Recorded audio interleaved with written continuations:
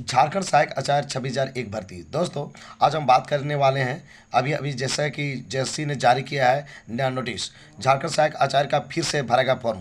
तो दोस्तों, हम बात करेंगे कौन किनको जो है जरूरी है फिर से फॉर्म भरने की, या फिर सबके लिए जरूरी है या किसी खास के लिए जरूरी है। साथ ही साथ हम बात करेंगे दोस्तों कि एग्ज़ाम डेट कब होने वाली है, यानी कि कब आपकी एग्ज़ाम होगी। साथ ही साथ मैं ये भी बात करूंगा दोस्तों कि पीडब्ल्यूडी कैंडिडेट्स को भी मिली है सुविधा, किस प्रकार की सुविधा मिली है, आते हैं दोस्तों प्रूफ के साथ।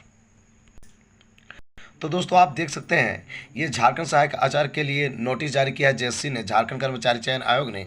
वो जो है जो पहले चरण 1 और चरण 2 में जो फॉर्म भरे हैं उनको फिर से फॉर्म भरना होगा, जो 6 to 8 के लिए फॉर्म भरे हैं। साथ ही साथ मैं ये बात करने जा रहा हूँ दोस्तों, जो हैंडीकैप्ड लड़के हैं, हैंडीकैप्ड कैंडिडेट्स हैं, उनके लिए सुविधा दी गई है। सब्सक्राइबर या फिर जो है स्क्राइबर या फिर श्रुत लेखक का ज़रूरत पड़ता है उनको, तो किस प्रकार से उनको क्या की ज़रूरत है, क्या मुहैया कराना ज़रूरी है, उसके लिए भी जो है नोटिस जारी किया गया है कि जो भी पीडब्ल्यूडी कैंडिडेट यानी कि जो निःशक्त कैंडिडेट है उनकी वो क्या ज़रूरत है, किस प्रकार से एग्ज़ाम लिखेंगे और क्या परेशानियाँ होगी, उसके समाधान के लिए उसको व्यवस्था की जाएगी स्क्राइब की। साथ ही साथ श्रुत लेखक की भी व्यवस्था की जाएगी। तो उसके लिए भी नोटिस जारी किया है झारखंड कर्मचारी चयन आयोग ने। तो दोस्तों, हम चलते हैं, अब बात करते हैं विस्तार से। तो दोस्तों, जैसे कि आप देख पा रहे हैं, झारखंड प्रारंभिक विद्यालय प्रशिक्षित सहायक आचार्य संयुक्त प्रतियोगिता परीक्षा 2023 विज्ञापन संख्या 13/2023 है दोस्तों। तो इसमें स्पष्ट कहा गया है, आज का ही न्यूज़ है दोस्तों, जो आप देख सकते हैं 10/4/2024। तो दोस्तों, ये कहा गया है झारखंड प्रारंभिक विद्यालय प्रशिक्षित सहायक आचार्य संयुक्त प्रतियोगिता परीक्षा 2023, यानी कि इसकी प्रक्रिया भी चल रही है। आपको पता होगा दोस्तों, इसकी जो फॉर्म भरा रही है ये 3 चरण में फॉर्म भराई है। पहला चरण में वो फॉर्म भरे थे जो सिर्फ और सिर्फ जेटेट पास थे, जेटेट 2013 और जो जेटेट 2016 पास कैंडिडेट ही पहला चरण में फॉर्म भरे थे। और जो दूसरा चरण में फॉर्म भराया था दोस्तों, तो उसमें उनको मौका मिला था जो सीटेट पास थे या फिर कोई भी टेट पास किए होते झारखंड के पड़ोसी राज्य से और झारखंड में मूल निवासी थे, वही फॉर्म भरे थे। तो ये जो दूसरा चरण में वही भरे थे। अब तीसरा चरण में क्या हुआ कि जेटेट पास भी और सीटेट पास भी दोनों को इसमें फॉर्म भरने का मौका मिला है दोस्तों। तो ये अभी जो फॉर्म जस्ट जो है 6 तारीख तक जो फॉर्म भराया है ये कंप्लीट हुई है। तो मिला जुला के ये तीसरा चरण का फॉर्म भरा रहा था, और सिर्फ क्या, तो ये है झारखंड सहायक आचार्य का ही फॉर्म था जो कि 3 चरण में फॉर्म भराया है दोस्तों। तो यहाँ पर कहा जा रहा है झारखंड प्रारंभिक विद्यालय प्रशिक्षित सहायक आचार्य संयुक्त प्रतियोगिता परीक्षा 2023 अंतर्गत प्रथम एवं द्वितीय चरण, यानी कि अभी तक जो है 3 चरण का फॉर्म भराया है, उसमें फर्स्ट चरण और सेकेंड चरण के लिए, यानी कि कल परसों जो आप फॉर्म भरे हैं उसका बात नहीं किया गया है दोस्तों।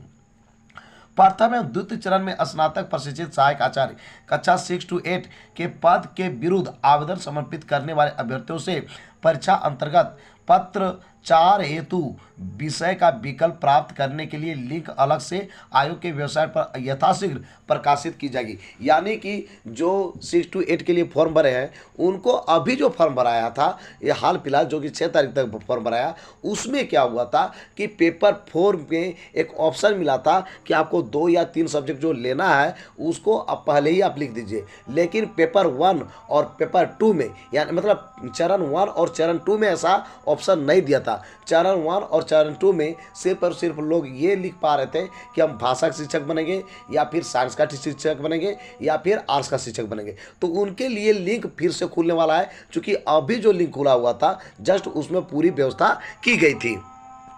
तो दोस्तों, आप यदि चरण 1 या चरण 2 में फॉर्म भर चुके हैं तो आपको फिर से जो है एडिट करने का मौका मिला गया है, यानी कि पेपर 4 में आपको क्या सब्जेक्ट चूज करना है वो आपको मौका मिलेगा। जैसे कि आपको मैं दिखा देता हूं दोस्तों। दोस्तों, आप देख सकते हैं ये है स्नातक प्रशिक्षित सहायक आचार्य के लिए मुख्य परीक्षा का सिलेबस। इसमें पेपर 1 है, इसमें कोई दिक्कत नहीं है, यानी कि पेपर 1 के लिए एडिट करने की ज़रूरत नहीं है। ये रहा आपका पेपर 2, इसमें भी किसी प्रकार का एडिट करने की ज़रूरत नहीं है दोस्तों। पेपर 3 का बात करें तो इसमें भी कोई एडिट करने की ज़रूरत नहीं है।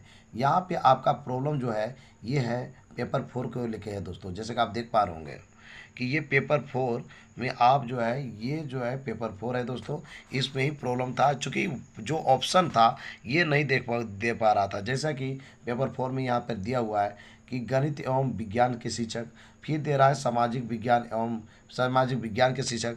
उसके बाद आप जस्ट नीचे देखिए दोस्तों, ये था भाषा शिक्षक। तो दोस्तों इसमें जो है बहुत सारा जो है पेपर पर फोर्थ में यहाँ पे जो है क्या था कि मान लीजिए आप बन रहे हैं गणित एवं विज्ञान के शिक्षक। तो गणित एवं विज्ञान के शिक्षक के लिए आपको 3 सब्जेक्ट चूज करना है। तो 3 सब्जेक्ट चूज करने का वहाँ पर ऑप्शन नहीं मिल रहा था चरण 1 और चरण 2 में जो फॉर्म भराई थी। यहाँ पर जो है आपको ऑप्शन मिलेगा, यानी कि आप तीनों जो सब्जेक्ट है उसका चयन कर पाएंगे पेपर 4 के रूप में। पेपर 4 के लिए तो हो गया गणित एवं विज्ञान के शिक्षक के लिए। यदि आप सामाजिक विज्ञान के शिक्षक बनना चाहते हैं तो यहाँ पर भी आपको 3 सब्जेक्ट को चूज करना है। या ये उसी प्रकार से यदि आप भाषा शिक्षक बनना चाहते हैं तो वही पेपर 4 का ही बात चल रहा है दोस्तों। ये भाषा शिक्षक के लिए आपको क्या करना होगा, 50% जो है आपको अंग्रेजी से पूछा जाएगा और 50% आपके भाषा से। तो यहाँ भी आपको चयन करना है। तो इस प्रकार से आपको जो है पेपर 4 में चयन करना है, जो कि 1, 2, 3 में कोई किसी प्रकार का एडिट करने की ज़रूरत नहीं है। जो कि आप जिस प्रकार से सेलेक्ट किए हैं वही आपको करना है, आपको कुछ उसमें सुधार करने की ज़रूरत नहीं। तो दोस्तों आप समझ गए होंगे कि ये किस प्रकार से गवर्नमेंट का क्या पॉलिसी है या फिर किस प्रकार से जो वेबसाइट में उसमें चेंज लाया है झारखंड कर्मचारी चयन आयोग। तो झारखंड कर्मचारी चयन आयोग ने यह फैसिलिटी दिया है, क्योंकि इस पर जो है लोगों को बार बार अप्लीकेशन जा रहा था कि सर हम लोग ने जो है चयन नहीं किया है कि कौन कौन सब्जेक्ट का एग्ज़ाम देना है, तो आखिर हम लोग क्या करेंगे। तो वहाँ पे जेसी ने स्पष्ट तौर पे यह कह दिया जा रहा था कि आप लोग जब एग्ज़ाम देने जाइएगा तो वहाँ पर ऑप्शन खुलेगा और वहीं पर आप सेलेक्ट कर लीजिएगा कौन 3 सब्जेक्ट जो है आपको रखना है। लेकिन क्या किया कि जब तीसरी बार यानी 6 अप्रैल तक जो फॉर्म भरा रहा था, तो ये तीसरा चरण में जो फॉर्म भराया तो इसमें सुधार किया। वो सुधार क्या किया कि ऑप्शन दे दिया कि आप सब्जेक्ट का चुनाव पहले ही कर लें, एग्जाम में आपको जो है मौका नहीं मिलेगी। तो उस प्रकार से क्या सोचा ये कि अब जो मान लीजिए 2 चरण में भरा गया था उसको ऑप्शन नहीं दिया गया था और तीसरा चरण में हम मौका दिए हैं, तो क्यों नहीं पहला और दूसरा चरण में जो फॉर्म भरा है उसको भी इसमें मौका दे देते हैं, यानी कि वो भी अपना एडिट कर सकते हैं। तो एडिट करने से फ़ायदा क्या होगा कि आपको एग्ज़ाम में सिर्फ और सिर्फ आपको अपना रोल नंबर या पासवर्ड जो भी मिलेगा वहाँ से आप लिंक जो कंप्यूटर होगा, चूँकि सीबीटी मोड में एग्ज़ाम होने वाली है, तो वहाँ पे कंप्यूटर खुलेगा और आप एग्ज़ाम दे पाएंगे। आपको सब्जेक्ट चुनाव करने की ज़रूरत नहीं है, और यानी कि ऑटोमेटिक पहले आप चुनाव कर लेते हैं यहाँ पे फॉर्म भरने के समय, तो वही आपको सब्जेक्ट वहाँ पे निकलने वाली है दोस्तों। तो इस प्रकार से दोस्तों कक्षा 6 to 8 के लिए शिक्षक आप बनना चाहते हैं, उसका फॉर्म भरना चाहते हैं या फिर आप भर दिए हैं चरण 1 और चरण 2, तो आपके लिए लिंक फिर से खुलने वाली है। ऐसा झारखंड कर्मचारी चयन आयोग ने आज एक नोटिस के माध्यम से आपको बताया है, यानी एक नोटिस इस पर जारी किया है दोस्तों। अब बात करते हैं एग्ज़ाम का। तो एग्ज़ाम दोस्तों आपको जो है कहा जाता था कि 24 अप्रैल के बाद कभी भी हो जाएगी, लेकिन यहाँ पे क्या हुआ, इलेक्शन हो गया। इलेक्शन के कारण जो है अब जो है एग्ज़ाम जो होगा 6 जून के बाद कभी भी होने की चांसेस है। हालांकि निर्वाचन आयोग का कहना ये है कि ये जो है आचार संहिता लग गया है, तो जिसकी विज्ञापन पहले निकल चुकी है उसका एडमिट कार्ड भी जो है आयोग जारी कर सकता है, साथ ही साथ एग्ज़ाम भी ले सकता है। यानी कि आयोग चाहेगा तो उसके पहले भी एग्ज़ाम ले सकता है, लेकिन मैक्सिमम चांसेस है कि 6 जून के बाद एग्ज़ाम होगी दोस्तों।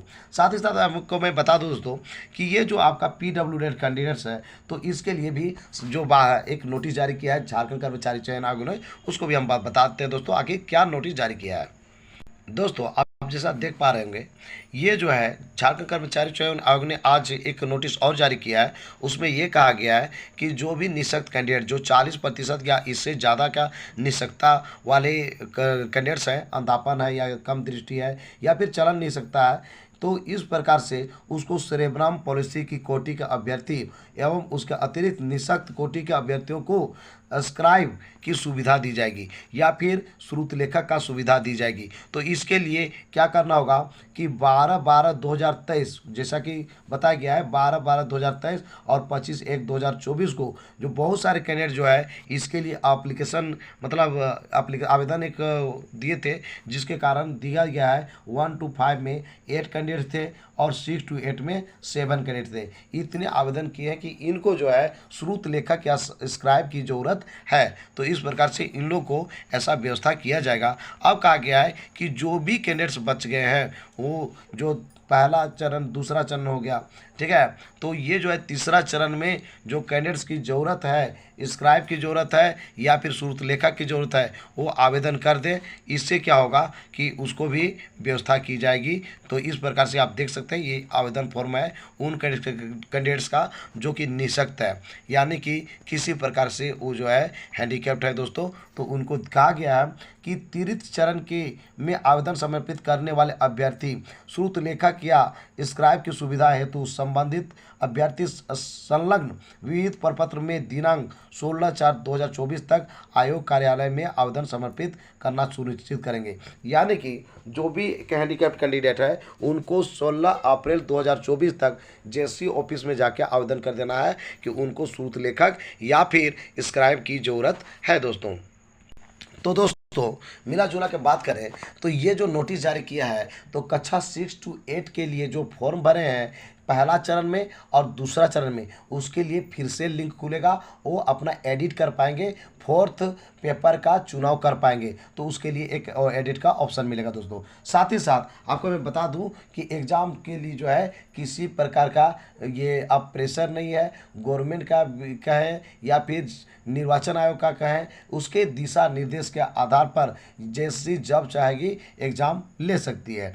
तीसरा बात करेंगे दोस्तों कि PWD कैंडिडेट्स के लिए जो अभी बात किए स्क्राइब या फिर श्रुत लेखक की भी व्यवस्था की गई है, या फिर जो कैंडिडेट्स आवेदन नहीं किए हैं उनको आवेदन कर देना है, जिससे कि उसकी व्यवस्था एग्जाम के टाइम में किया जाएगा, यानी कि किसी प्रकार का उसको दिक्कत नहीं होगा। यदि जो कैंडिडेट हैंडीकैप्ड है और आवेदन नहीं करते हैं कि हमको श्रुत लेखक या स्क्राइब की ज़रूरत है, यदि वो नहीं आवेदन करते हैं तो उनको जो है स्क्राइब या फिर श्रुत लेखक की व्यवस्था नहीं की जाएगी दोस्तों। तो दोस्तों आज का मेरा ये वीडियो आपको कैसा लगा जरूर हमें बताएं इस वीडियो कमेंट बॉक्स में। यदि ये वीडियो आपको अच्छा लगा दोस्तों तो इस वीडियो को कर दीजिए लाइक, चैनल को कर दीजिए सब्सक्राइब और ज़्यादा से ज़्यादा दोस्तों को इस वीडियो को कर दीजिए शेयर। तो दोस्तों फिर मिलते हैं एक नए और ऑथेंटिक वीडियो के साथ, तब तक के लिए हमें इजाज़त दीजिए। धन्यवाद।